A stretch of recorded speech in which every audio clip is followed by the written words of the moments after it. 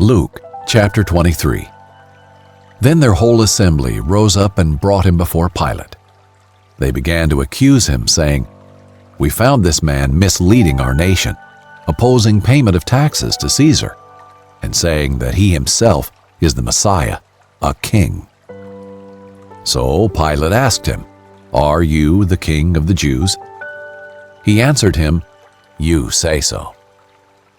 Pilate then told the chief priests and the crowds, "I find no grounds for charging this man." But they kept insisting, "He stirs up the people, teaching throughout all Judea, from Galilee where he started, even to here." When Pilate heard this, he asked if the man was a Galilean. Finding that he was under Herod's jurisdiction, he sent him to Herod, who was also in Jerusalem during those days. Herod was very glad to see Jesus. For a long time he had wanted to see him because he had heard about him and was hoping to see some miracle performed by him. So he kept asking him questions, but Jesus did not answer him. The chief priest and the scribes stood by, vehemently accusing him. Then Herod, with his soldiers, treated him with contempt, mocked him, dressed him in bright clothing, and sent him back to Pilate. That very day Herod and Pilate became friends. Previously, they had been enemies. Pilate called together the chief priests, the leaders, and the people, and said to them, "You have brought me this man as one who misleads the people. But in fact, after examining him in your presence, I have found no grounds to charge this man with those things you accuse him of. Neither has Herod, because he sent him back to us. Clearly, he has done nothing to deserve death. Therefore, I will have him whipped and then release him." Then they all cried out together, "Take this man away!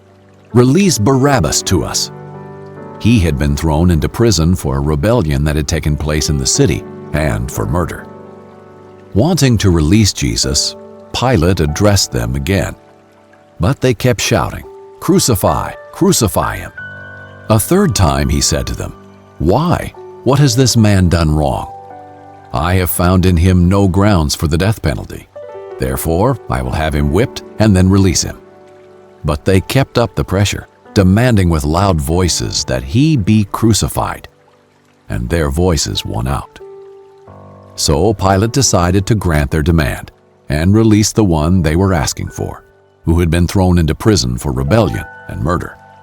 But he handed Jesus over to their will. As they led him away, they seized Simon, a Cyrenian, who was coming in from the country, and laid the cross on him to carry behind Jesus. A large crowd of people followed him, including women who were mourning and lamenting him. But turning to them, Jesus said, "Daughters of Jerusalem, do not weep for me, but weep for yourselves and your children. Look, the days are coming when they will say, 'Blessed are the women without children, the wombs that never bore, and the breasts that never nursed.' Then they will begin to say to the mountains, 'Fall on us,' and to the hills, 'Cover us.' For if they do these things when the wood is green, what will happen when it is dry?" Two others, criminals, were also led away to be executed with him. When they arrived at the place called the Skull, they crucified him there, along with the criminals, one on the right and one on the left. Then Jesus said, "Father, forgive them, because they do not know what they are doing." And they divided his clothes and cast lots. The people stood watching, and even the leaders were scoffing. "He saved others, let him save himself if this is God's Messiah, the chosen one." The soldiers also mocked him. They came, offering him sour wine, and said, "If you are the king of the Jews, save yourself."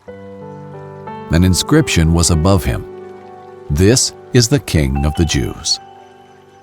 Then one of the criminals hanging there began to yell insults at him. "Aren't you the Messiah? Save yourself and us."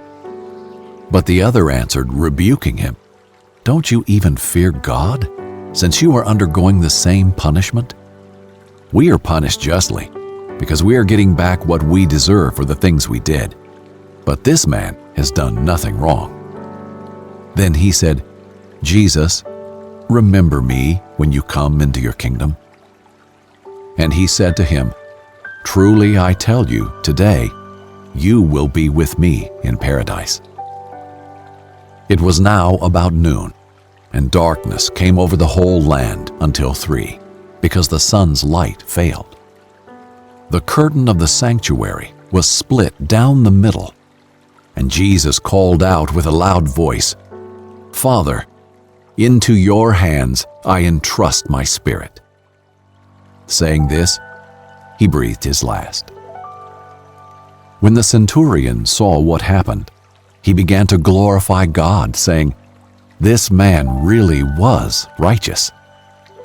All the crowds that had gathered for this spectacle, when they saw what had taken place, went home striking their chests.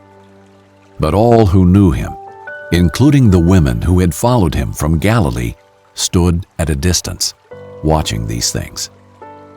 There was a good and righteous man named Joseph, a member of the Sanhedrin, who had not agreed with their plan and action. He was from Arimathea, a Judean town, and was looking forward to the kingdom of God. He approached Pilate and asked for Jesus' body. Taking it down, he wrapped it in fine linen and placed it in a tomb cut into the rock, where no one had ever been placed. It was the preparation day, and the Sabbath was about to begin. The women who had come with him from Galilee followed along and observed the tomb and how his body was placed.